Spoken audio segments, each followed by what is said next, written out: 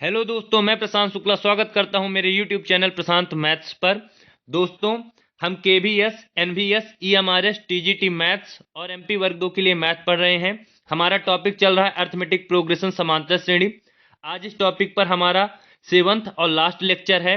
इसके बाद जो है तो हम सीक्वेंस एंड सीरीज पर एनवीएस और ईएमआरएस के एग्जाम में आने वाले टॉपिक्स को पढ़ेंगे।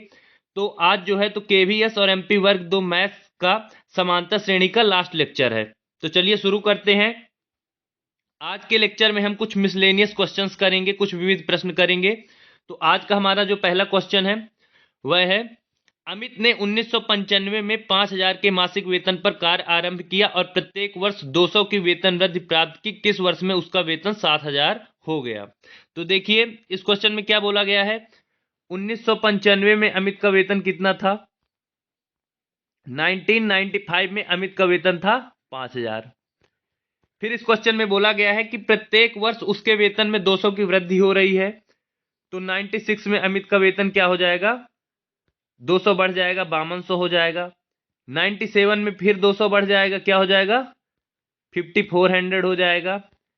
बोला गया है किस वर्ष उसका वेतन जो है तो 7000 हो जाएगा। मतलब 200 रुपए का वेतन जो है तो हर वर्ष बढ़ रहा है। तो ऐसा कौन सा वर्ष होगा जब उसका वेतन 7000 हो जाएगा? तो यहां पे देखिए, पहला पद क्या है? 5000 है। उसके बाद अगला पद 5200 है, फिर अगला पद 5400 है। तो कौन सा पद जो है तो 7000 हो जाएगा? तो देखिए, यहां पे हम देख सकते हैं कि हर वर्ष वेतन में 200 रुपए की वृद्धि हो रही है। मींस दो पदों के बीच का अंतर जो है तो 200 है। तो यहां पे दो पदों के बीच समान अंतर है 200 रुपए, इसलिए यह एक समांतर श्रेणी है। यहां पे एक समांतर श्रेणी बनेगी। तो हम आगे जो है तो लिख लेते हैं इसके पदों को। यहां पे देखिए, एक एपी बनेगी, एक समांतर श्रेणी बनेगी जिसका पहला पद कितना है? पहला पद है 5000। अगला पद कितना है? 5200। इसके बाद अगला पद कितना है? 5400। और यहां पे पूछा गया है कि इस समांतर श्रेणी में जो है तो कौन सा पद जो है तो 7000 होगा। पूछा गया है इस क्वेश्चन में कि किस वर्ष उसका वेतन 7000 हो जाएगा। तो जब हम यह पता कर लेंगे कि इस समांतर श्रेणी का कौन सा पद जो है तो 7000 है, तो हमको पता चल जाएगा कि किस वर्ष में उसका वेतन जो है तो 7000 रुपए हो गया है। तो यहाँ पे देखिए, इस समांतर श्रेणी के हमको सभी पद यहाँ पे दिख रहे हैं। पहला पद है 5000, फिर 5200, फिर 5400, वैसे ही आगे बढ़ते हुए लास्ट जो पद है 7000 है। एनवा पद यहाँ पे 7000 है। अगर हम फाइंड कर लेंगे कि 7000 कौन सा पद है, मीन्स एनवा पद जो है तो 7000 है, तो एन की वैल्यू क्या है, अगर हम यह फाइंड कर लिए इस क्वेश्चन में तो हमको पता चल जाएगा कि किस वर्ष इसका वेतन जो है तो 7000 रुपए हो गया है। तो देखिए, यहाँ पे प्रथम पद कितना है? प्रथम पद ए इजकल टू कितना है? फर्स्ट टर्म है 5000। इसके बाद जो है तो यहाँ पे डी क्या है? Common difference. कॉमन डिफरेंस यहाँ पे सार्वंतर समझ में आ रहा है। 200 रुपए की वेतन वृद्धि हो रही है, हर वर्ष वेतन 200 बढ़ रहा है, तो यहाँ पे कॉमन डिफरेंस है 200। वैसे भी निकाल सकते हैं, 5200 में 5000 अगर हम सब्ट्रैक्ट कर दे, घटा दे 5200 में 5000, तो हमको कॉमन डिफरेंस मिल जाएगा। तो यहाँ पे प्रथम पद है 5000, कॉमन डिफरेंस है 200। तो हम इस समांतर श्रेणी का एनवा पद जो है तो ज्ञात करेंगे। एनवा पद दिया हुआ 7000 है, एन की वैल्यू क्या है यह फाइंड करना है। तो हम वही एनवे पद वाला सूत्र जो है तो यहाँ पे अप्लाई करेंगे। तो देखिए, समांतर श्रेणी का एनवा पद होता है a plus n minus 1 into d. यहां पे एनवे पद का मान 7000 दिया हुआ है, ए का मान है 5000, एन की वैल्यू हमको फाइंड करनी है और डी की वैल्यू यहां पे दी हुई है 200। तो यहां पे देखिए, 7000 में ये वाला 5000 जो यहाँ प्लस में है वो उधर जाके सब्ट्रैक्ट हो जाएगा, तो इधर 2000 बचेगा। हम सीधे सीधे इस क्वेश्चन को सॉल्व करते हैं। यहाँ पे 7000 था, 5000 जो है इधर प्लस हो रहा है, वो यहाँ आके सब्ट्रैक्ट हो जाएगा, घट जाएगा। तो यहाँ पे केवल 2000 बचेगा और यहाँ पे बचेगा n माइनस 1 इंटू 200। तो 200 का n में मल्टीप्लाई कर देते हैं तो 200n, माइनस 200 का 1 में मल्टीप्लाई कर देते हैं तो 200। यहाँ पे हमने डायरेक्ट किया है, 5000 को सब्ट्रैक्ट कर दिया 7000 में, तो इस साइड केवल 2000 बचा है।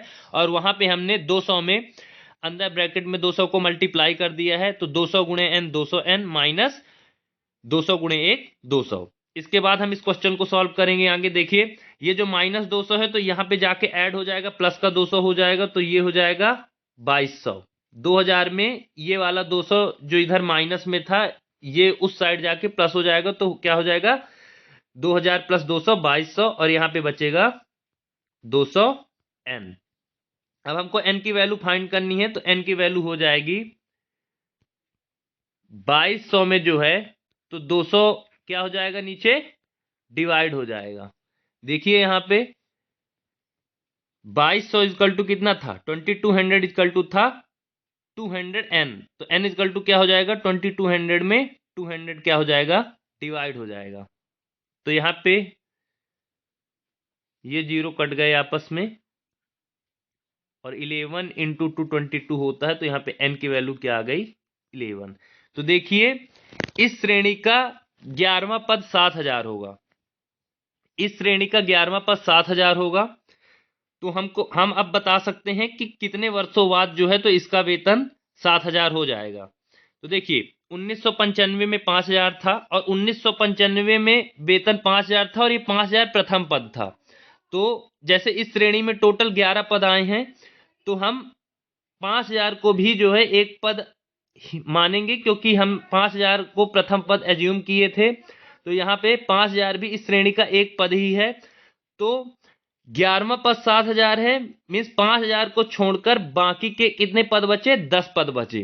तो 10 वर्ष बाद जो है तो वेतन कितना हो जाएगा, 10 वर्ष बाद वेतन 7000 हो जाएगा। यहाँ पे इस श्रेणी में टोटल 11 पद आए थे, एक पद 5000 भी था, तो अगर हम 5000 को हटा दें तो बाकी के 10 पद बचेंगे, मीन्स 10 वर्षों बाद जो है तो वेतन 7000 हो जाएगा। तो हम 1995 में 10 ऐड कर देंगे, यहाँ पे हम 11 नहीं ऐड करेंगे, क्योंकि 11वां पद 7000 आया है। इस समांतर श्रेणी में टोटल 11 पद हैं, तो एक पद 5000 भी है। तो हम अगर इस पद को हटा दें 1995 में जो है 5000 वेतन, तो टोटल अभी 10 पद और बच रहे हैं, मीन्स 10 वर्षों बाद जो है तो वेतन 7000 हो जाएगा। तो 1995 में हम यहाँ पे 10 ऐड कर देंगे। 1995 में जब हम 10 ऐड कर देंगे तो क्या हो जाएगा, 1995 + 10 मीन्स 2005। तो सन 2005 में क्या हो जाएगा, सन 2005 में जो है तो अमित का वेतन 7000 रुपए हो जाएगा। तो इस क्वेश्चन का राइट आंसर क्या होगा, 2005। सन 2005 में अमित का वेतन 7000 रुपए हो जाएगा। इसके बाद बढ़ते हैं नेक्स्ट क्वेश्चन में।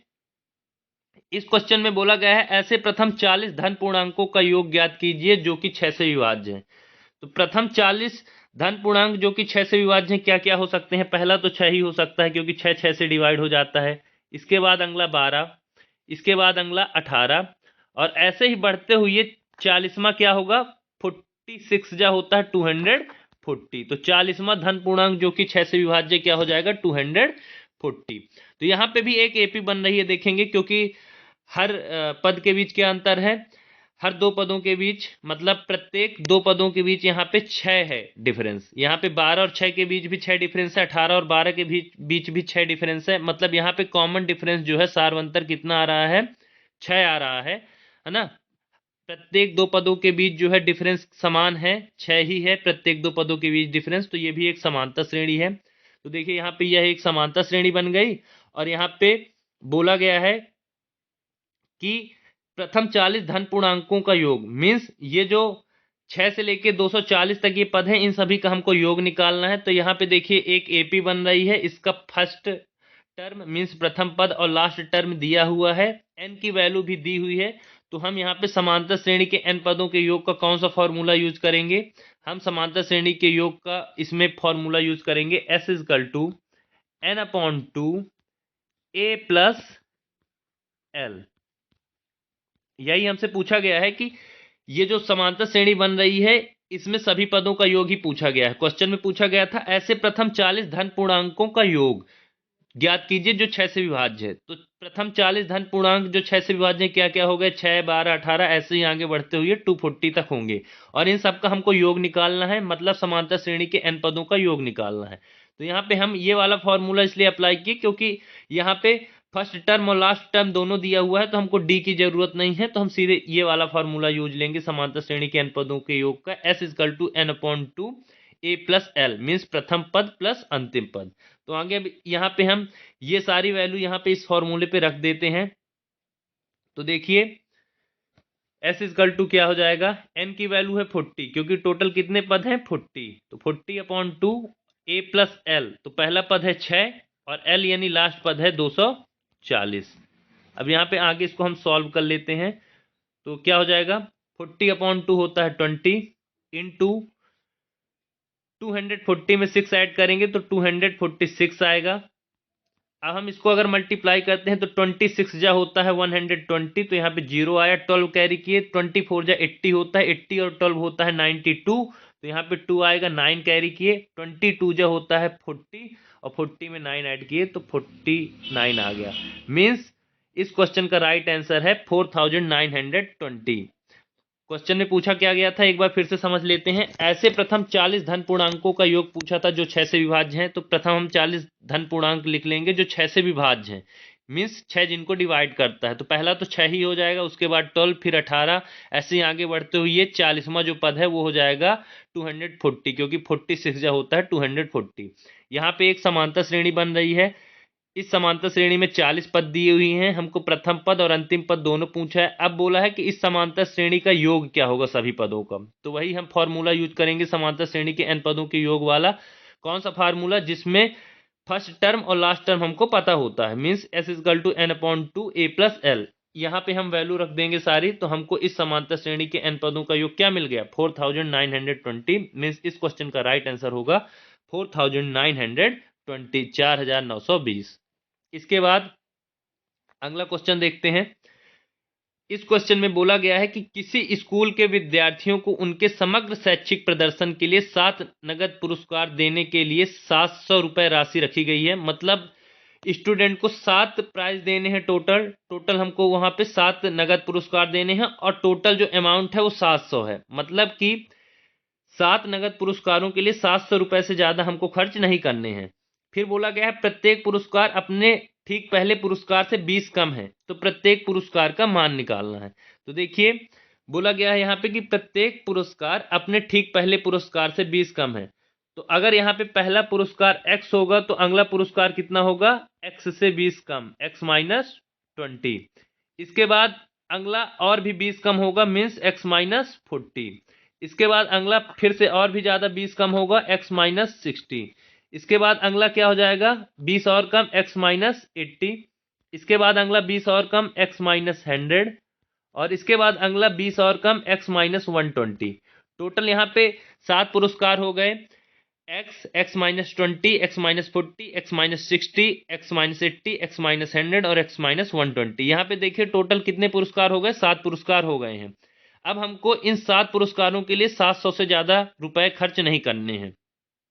तो और यहाँ पे क्या पूछा क्या गया है प्रत्येक पुरस्कार का मान पूछा गया है। मीन्स अगर हम x की वैल्यू फाइंड कर लिए तो हम प्रत्येक पुरस्कार का मान फाइंड कर सकते हैं। यहाँ पे देखिए यहाँ पे टोटल 7 पद हैं, हम प्रत्येक पद के बीच प्रत्येक 2 पदों के बीच डिफरेंस निकाल लेते हैं। तो देखिए अगर हम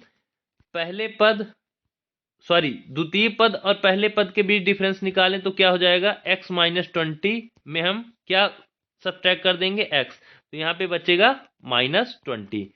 अगर हम थर्ड टर्म और सेकंड टर्म के बीच डिफरेंस निकालें तो क्या हो जाएगा x माइनस 40 में हम क्या सब्ट्रैक्ट कर देंगे x माइनस 20, हम यहाँ पे क्या कर देंगे सब्ट्रैक्ट, तो क्या हो जाएगा x माइनस 40, ये हो जाएगा माइनस x और ये माइनस माइनस प्लस 20, ये x से x यहाँ पे सब्ट्रैक्ट हो गया, माइनस 40 और प्लस 20 माइनस का 20 ही होगा। तो यहाँ पे देखिए यहाँ पे प्रत्येक 2 पदों के बीच समान अंतर आ रहा है माइनस 20, इसलिए यह भी जो हम यहाँ पे एक श्रेणी बनाए हैं यह क्या है, यह एक एपी है। ये जो श्रेणी है ये कौन सी श्रेणी है, ये एपी है, समांतर श्रेणी है, यह एक समांतर श्रेणी है।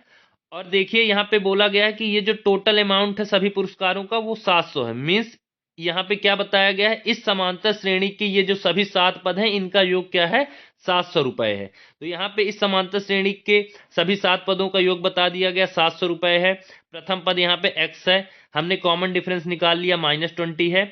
तो हमको क्या x की वैल्यू अब हमको निकालनी है, और x की वैल्यू जब हम निकाल लेंगे तो सभी पुरस्कार यहाँ पे जितने भी दिए हुए हैं सबकी वैल्यू हमको फाइंड हो जाएगी। तो यहाँ पे हम समांतर श्रेणी के n पदों के योग वाला फॉर्मूला अप्लाई करेंगे। तो या तो हम d वाला फॉर्मूला जिसमें सार्वंतर दिया होता है, मतलब सार्वंतर का यूज किया जाता है, वो अप्लाई कर सकते हैं। बाकी यहाँ पे लास्ट टर्म और फर्स्ट टर्म हमको दोनों पता है, तो हम जो है तो समांतर श्रेणी के n पदों के योग का कौन सा फार्मूला यूज कर सकते हैं, जिसमें n/2 into first term plus last term का यूज होता है। तो हम वही फार्मूला यहाँ पे यूज कर लेते हैं।